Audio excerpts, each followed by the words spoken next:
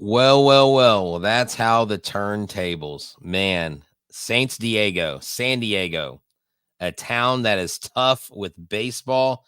Manny Machado and company took it to the Astros bullpen. Framber looked great, but the results ceased to amaze. Jainel Diaz, this is Locked on Astros.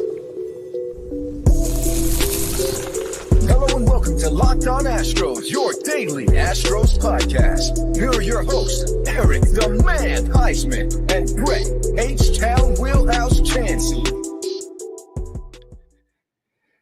We are Locked on Houston Astros, and we hope that you join us for a daily Locked on Astros podcast. My name is Eric Heisman. You can find me on X at Eric Talkstros. You can find the show at Locked on Astros, your team every day. Brett, where can I find you at?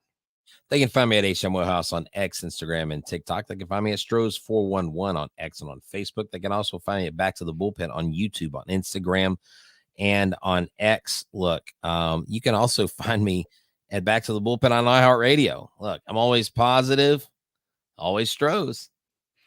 Guys, thank you for making us your first listen. Go and check out Michael Connor with the Locked on Astros podcast as well. He does a great job. And thank you for becoming everyday or somebody that listens to our podcast every day. Today's episode is brought to you by FanDuel. Now through September 22nd, all FanDuel customers can bet $5 and get a 3-week free trial of NFL Sunday Ticket from YouTube and YouTube TV. Visit FanDuel.com to get things started. So, Brett, I know with everything that happened yesterday, you knew this was going to be a good game. You thought that this would be a pitcher's duel, especially with Cease and Framber Valdez going against each other. And for a while, it didn't disappoint. There wasn't as much drama as there was the night before, but it was more of an actual baseball game. Yeah. I know I was in and out watching at a restaurant and going different places, but for the most part, it looked like Framber Valdez would get into some trouble. He would get into a double play. He would get that big out. He needed somebody who would make a big play behind him. But overall, you're not going to win if you only get 2 hits in a game. And unfortunately, Dylan Cease had a perfect game going for a good portion of the game. He pitched 8 1/3 shutout innings, and he was just on top of his game. And you know that Dylan Cease is a good pitcher. The Astros have been reportedly going after him for a while. Right. So the Padres, like I said in the last podcast we did earlier, they did a great job of building up their bullpen and also bolstering their starting rotation, because their rotation was not the best going into the trade deadline. Yeah, look, just to tell you how dominant Dylan Cease has been in the last 3 starts. Okay, number one, this is his longest outing versus the Astros. His longest outing against us was when he was with the White Sox in 2023, where he threw 6 1/3 innings. But in his last 3 combined starts, he's only given up 8 total hits. He's given up 1 earned run, and he's only walked 2 batters.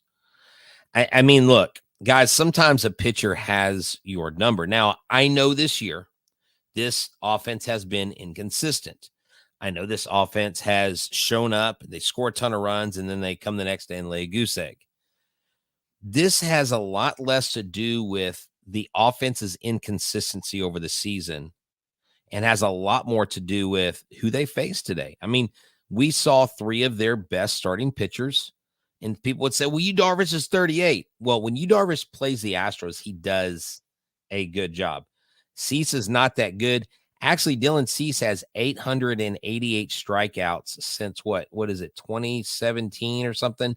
He basically has the most strikeouts of any pitcher in Major League Baseball in the last few seasons. Dylan Cease is a very good pitcher, and he has dominated the Astros. Look, even if Dylan Cease was 2-18, his last 3 starts, he's dominated the Astros.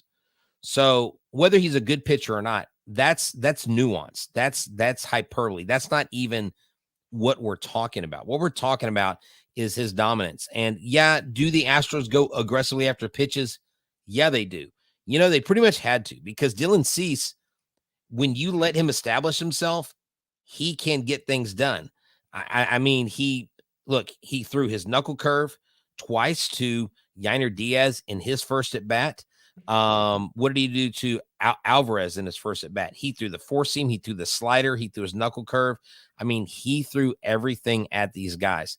And outside of the near home run that Alex Bregman hit, when it was only 1-0, when it was only a 1-run game, it was like, okay, that was pretty much all we got.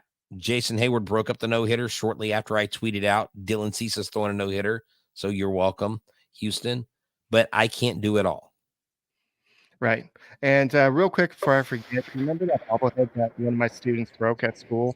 The Yes. bobblehead. So I got one of our listeners went ahead and sent me one. So I wanted to do a shout out. Thank you, DJ Carlos, for going and send that out. So here's his card. So he didn't ask me to do that. I'm just going to go and send him out, and it's like all professional and everything. So if you need a DJ, go and check out DJ Carlos. He's a regular listener to the Locked On Astros podcast. But I know that if you look at what the Framber Valdez did, somebody said, well, he gave up 1 run. It was 1 run. Manny Machado is a good hitter, and the Padres lineup is a good lineup. This team, likely, if they can get past maybe the Phillies or get past the Dodgers, they're likely going to go to the World Series. This team is built to go to the World Series. So I was expecting a tough game. I didn't expect to get shut out, but at the same time, Dylan Cease, when he's on, he's on. There's some games his ERA was a little bit high. He lowered it tonight, of course, thanks to Houston Astros. But when he's on, he could be a dominant pitcher. But the Padres went out and got him for a reason. There's a reason why the White Sox held on to him for the package they got. And so there's a reason why most of the teams, the Yankees wanted him, the Phillies wanted him, a lot of teams wanted him, but the Padres were the one that got it done.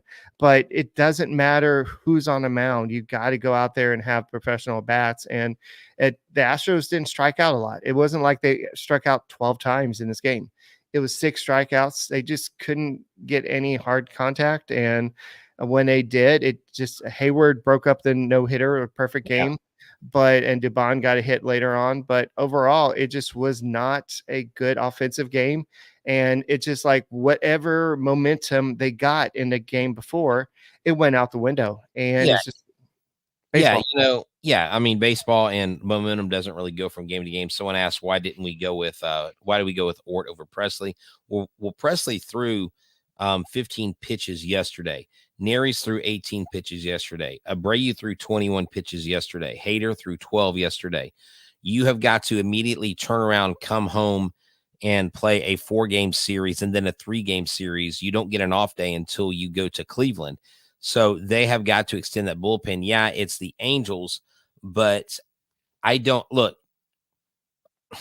see the Astros scoring any runs anyway. So that is why they probably did not go with Presley in that situation. All those guys had pitched, had gone, and maybe they felt like they were pitches or whatever where they just felt they didn't want to put them back to back.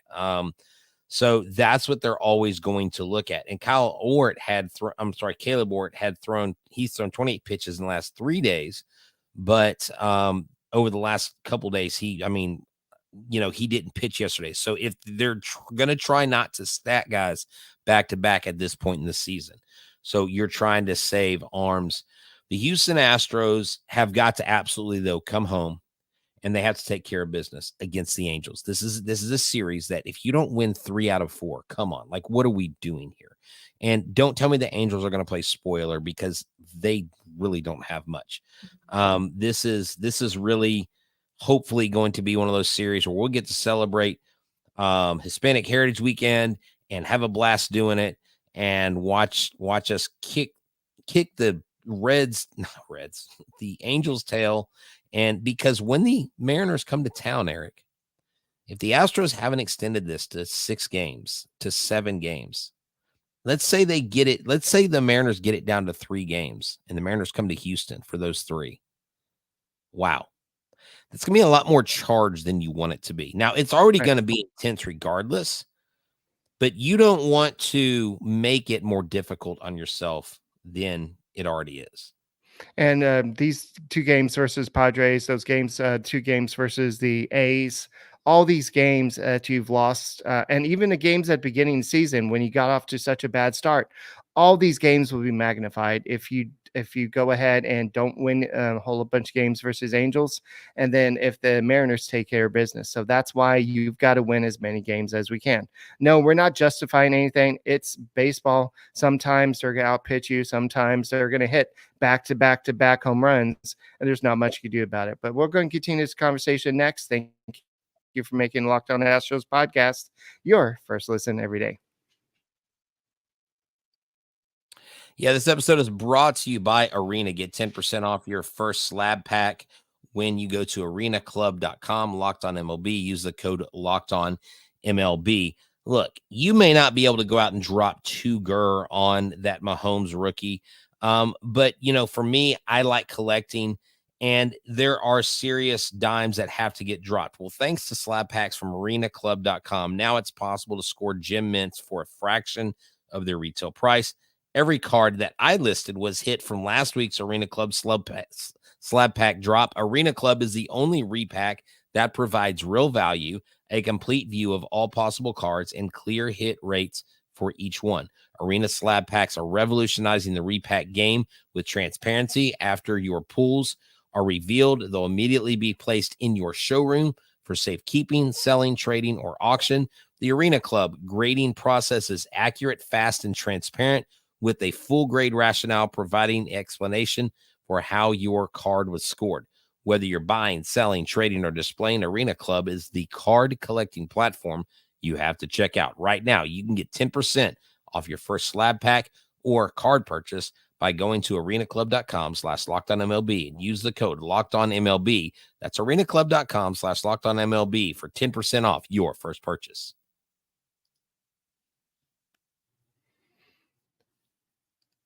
Hey guys, thank you for making Locked On Astros podcast your first listen every day. Whether it's on YouTube, go ahead and subscribe to us. Make us first listen on Apple, Odyssey, Spotify, wherever you listen to your podcasts. Thank you for making us your first listen, and go ahead and check out your Amazon Fire TV stick. All you have to do is download the free channels app and search baseball, and you can find us. You can have us on your projector, your big screen TV, wherever you like to listen to your other podcasts. You can go and check us out as well. So I think that if you're looking for what the Astros, some positives from the series. The Astros did not die in game 2. They did not give up, especially with everything that happened. When Jose Altuve got ejected, a lot of teams would maybe kind of been, okay, well, let's get mad. But they used that anger as a way to motivate them to get that win. But in this game, and the pitching, the starting pitching, like I said, if Framber Valdez can do what the other 2 starting pitchers have done, limit them to 2 runs, typically or less, you can typically win a game. Unfortunately, Dylan Cease was a much better pitcher in this game, and you just couldn't come back from the back-to-back. And I think I heard it, but this was the first time that the Padres have had back-to-back home runs in quite a while. And with this lineup, that's kind of surprising, but I wouldn't be surprised to see this happen again, and maybe even in the postseason, because this is a deep lineup, especially with the emergence of Jackson Merrill. Oh yeah, no, this is a team to be respected, to be revered in the National League. I think even the Diamondbacks, I believe they're in the mix. Look, everybody in the National League is a formidable opponent. I think the National League is a lot stronger going into the playoffs, Right. going into who's up for the World Series, then you have AL contenders. Now, I would say that the Houston Astros are the most feared team in the American League, and some of y'all would be like, "Oh, well, what are you talking about? We just watched this offense, and they're inconsistent and all this stuff." They've beaten good teams. This is the first good team. I don't think I think that's the first good team they haven't won a series against in a while. I know they've won more than they've lost against good teams, but here's the thing: it is not about 100% what goes in the regular season. It is about getting to the postseason. Once you get to the postseason, everybody starts at 0. And who has more experience than anybody in the playoffs? The Houston Astros. I'll take that to the bank anytime. I'll bet on that anytime. I'm just saying, look, I'm not saying I'm going to go buy a bedroom set from Mattress Mac because those are hella expensive, but I would feel kind of comfortable going after something like that because the Astros, they have a chance just like anybody once they get in, Eric. Framber, like you said, has been dealing. Hunter is still dealing. If you can see an improvement in the next 2 starts from Justin Verlander and you feel like you can trust him, that is good. You have Kikuchi, you have Arrighetti, you have a lot of options in the starting pitching area. When it comes playoff time, I think this offense flips a switch and we'll go from there. Yeah, I remember I was out. I was getting my glasses changed out, and I just like the thinner frames. But you texted me, well, the Padres just went back to back, and you didn't say back. I guess they hit another home run after that. So it's just crazy that happened. But we could get mad, but you're going to lose some games, especially against a team like the Padres. And Framber Valdez went out and did his job. 7 innings, 5 hits, 1 earned run, 2 walks, 6 strikeouts, 94 pitches. What else do you want from him? He gave up 1 run, but it doesn't matter if your team doesn't score. So he'll get at least 1 more start. Maybe they'll try to save maybe possibly 2 more starts, but I know that they're probably going to try to save him for the Mariners series for sure. He'll probably get a start in Mariners series because of the importance of that series, but he'll probably get a start for in that series. But I don't know if you're going to see him again. So he may get 1 more start before the postseason. But if this is his second to last start, I'm ready for him to take the ball in game 1 of the wild card series. But the Astros have got to hold off the Mariners. Yes, the Mariners keep on shooting themselves in the feet, playing games like they have, but they have been winning recently. So the Astros can't just say, oh, well, the Mariners are going to lose against the Yankees. Well, sometimes the lesser team wins. So you can't just always bet on the Mariners losing. So the Astros have got to, with the Angels coming town, they just got to play a lot better baseball, and they just got to take care of business. So I know that we have the pitching matchups. I don't know if you have them in front of you. I have them up here. I forgot to have this open.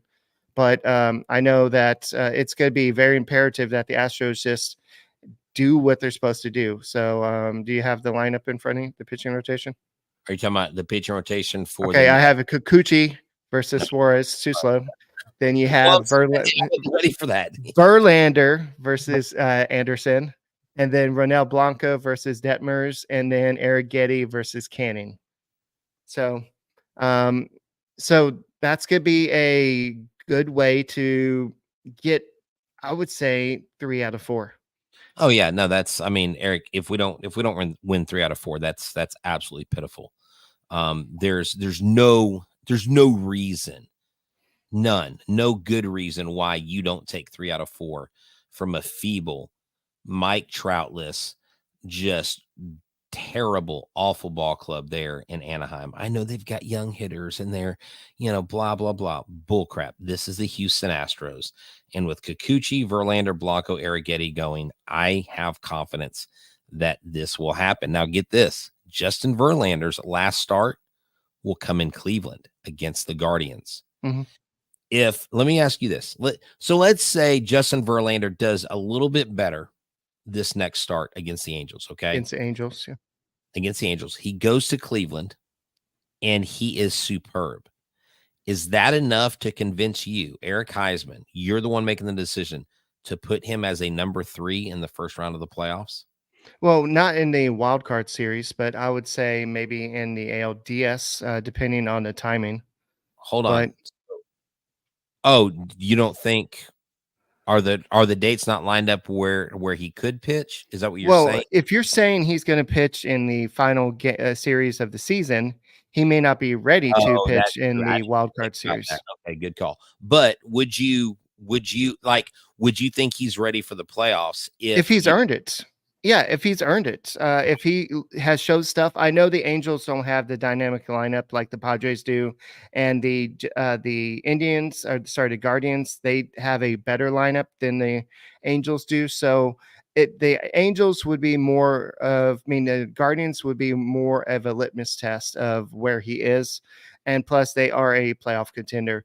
And the Guardians will be battling possibly for the Central, or holding on to the Central. So they may have it in wraps, or they may be in cruise control at that point. But I guess it just depends on how much does he have left to prove. And I think it may have to do, he wants to prove it to himself. And so I think he's the type of guy that's like, you know what, I want to go out there and have my best game. So we'll go and continue this conversation next. Thank you for making the Locked On Astros podcast your first listen every day.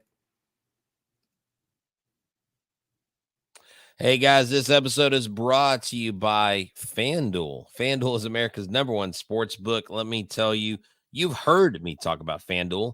You've heard me in the past about all the promotions that they have. I mean, you can bet on pretty much any sport, NFL, NBA, NHL, baseball, just whatever. But let me tell you something they have different for you. Through September 22nd, it's still available. All FanDuel customers can bet $5 and get a 3-week free trial to NFL Sunday Ticket from YouTube or YouTube TV. Then with YouTube TV base plan, you'll be able to watch every regular season Sunday afternoon out of market game. All you need is a Google account and a current form of payment, and you can cancel anytime. Just visit FanDuel.com and download America's #1 sportsbook, FanDuel.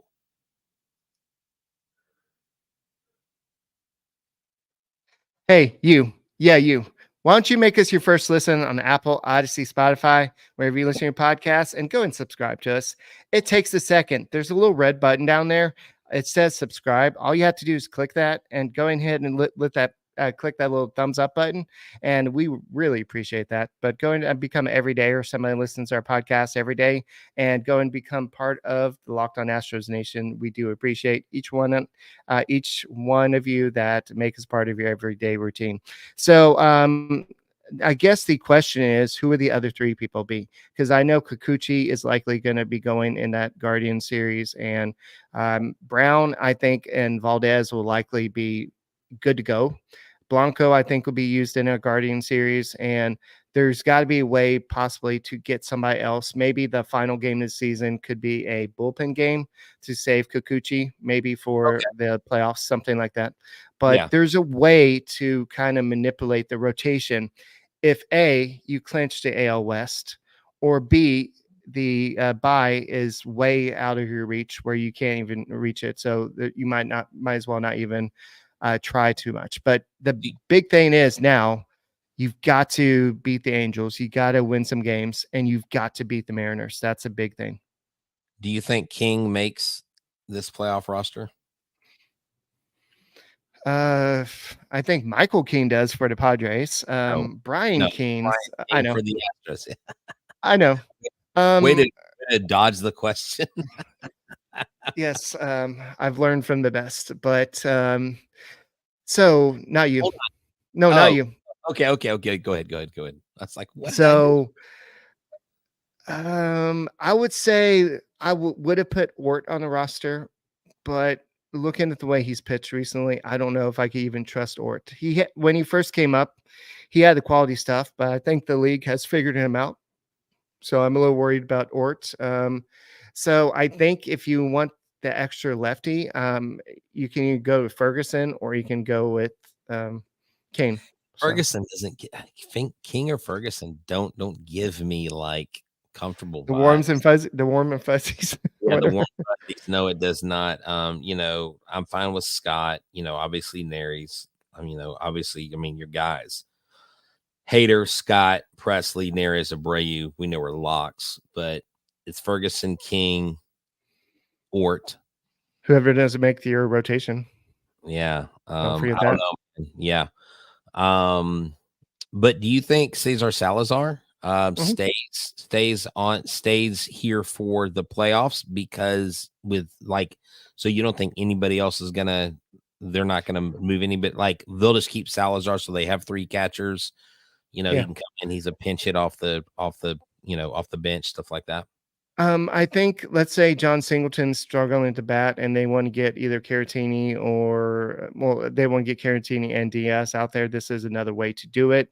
Greg Kessinger, this is kind of a open tryout for him. He's probably not going to get a lot of playing time, but with plays like he had in, was that Tuesday night's game? It was just one play, but it was a kind of big play in a big playoff atmosphere. He made that key stab against the Rangers in Game 5 of the ALCS. Remember that leading catch? So he's had a couple key moments with the Astros. So I mean, look, I agree. Ferguson does have good stuff. I've actually talked to Mike about this. You always want to know what big leaguers think of other big leaguers, and he does. I do like Ferguson's stuff. His problem is location.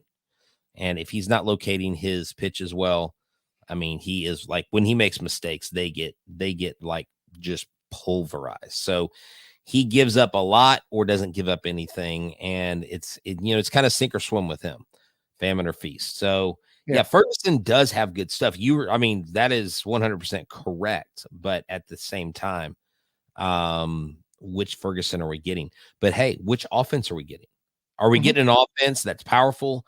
Yordan Alvarez got 3 straight fastballs and missed all of them. He fouled 2 off and he swung right, just barely under. He connects. It's 4-3. Maybe you have a chance to tie it and go to extras, but those are at bats that you have to have back. Those are at bats that you have to have, Alex Bregman swinging early and hitting that ball foul. Good Lord, I thought it was gone. It's little things like that have to go your way when you're in a pitcher's duel. So whoever runs the Chicago White Sox social media, they should get a raise for this. It says final, the other team scored more runs than us. Nice. I mean, what else are you going to say? When you keep on losing games, you got to find some other way to say we lost again. So unfortunately, it's just a situation where the White Sox are a bad team. The Angels are a bad team. And hopefully, there's a big difference between the Angels and White Sox. But hopefully the Astros can take care of business. And then you got the Mariners. The Mariners, they're going to come to town. They're going to be chopping at the bit. They're going to be like, this is our chance. Here's what you can't have. You can't have maybe the Astros split the series against the Angels and the Mariners go on like a 3-game winning streak or something. Mm-hmm. And they're within 3 games of the Astros. And that's then what I said earlier. Yeah. I mean, it's just, you cannot have that. You've got to distance yourself. You got to have 6 or 7 games between you. If you get 7 games between you when they come here, I don't think there's any way they catch you. I think you get 6. It's almost definitely a lock at that point. But if you're only like 3 or 2 games up on them, man, you're like I said earlier, you're making it more difficult on yourself than you used to. Why are we bringing this up? All right, John. Okay, don't discount the 2005 Houston Astros. They went to the World Series. Yes, their offense was not great, but they had good pitching. They were the worst offense. But they had good pitching.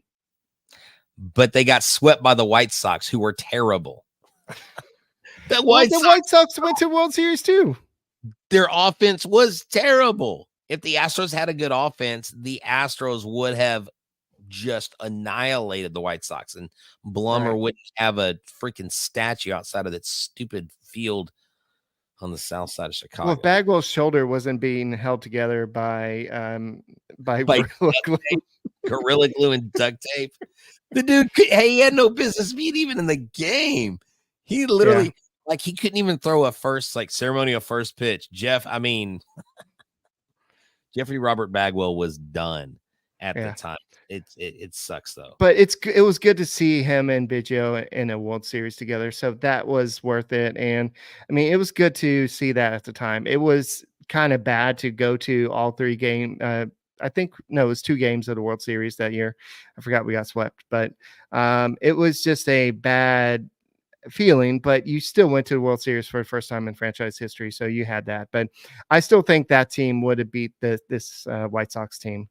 Who's Coco? It says, Brett, bring out Coco. I don't know who Coco is, but I Who is have. Coco? Are you Oh, talking about my hippo? I don't know where my hippo is. No. We're not talking about your hippo. Who is Coco? I don't know. We can move on. Come here. Oh, sorry. I don't know anybody named Coco. Is that like the dog or no? The dog? My dog Milo? Milo. Yeah. Oh, Jobu Milo. No, Milo, the dog. No, Milo's on the couch chilling, man. I'm gonna leave him alone. Yeah. He's and relaxing. So the other Locked On podcast dog. There isn't a dog named Coco. That's another Locked On. No, sorry. Coco rocks. Who the hell is Coco? Coco, come here, Coco. No Coco here. I don't think I would name a dog Coco. What are we doing, folks? See, this is what happens when the Astros lose a game. It's someone like Dylan Cease. But the Astros do need to, maybe things will get better once they seem to have a switch when they hit the playoffs. Remember how they got made was it 2020? Was that when you had COVID and they barely made the playoffs with a 20-21 record at that time or something like that? And they turned it on. They didn't make it to the World Series, but they almost beat the Rays that season. So they have a way of turning it on once they get to playoffs. So once they get to the dance, they seem to know how to dance. It may be frustrating at times, but then once they get there, they break dance, they cha-cha, they salsa, whatever you want them to do, they go out and do that, whether it's HEB, salsa, or whatever they want. So, guys, that's all we got for this edition of the Locked On Astros podcast. Michael Connor's dog is Coco. Okay, that makes a lot more sense. I was really thrown off. I'm gonna tell Michael that people were talking about his dog on our show. Okay, well, that's all we got for this edition of the Locked On Astros podcast. My name is Eric Heisman. You can find me at Eric Talk Stros. You can find Brett at H-Town Wheelhouse, and you can find the show at Locked On Astros. And we will see you tomorrow. Hopefully, we'll be talking about Astros victory. Hopefully, because you're playing the Angels. And that's all we got. See you tomorrow. Go Stros. Go Stros. Coco. Here, Coco. Here, Coco. Sorry, Michael. I didn't mean to make fun of name Coco.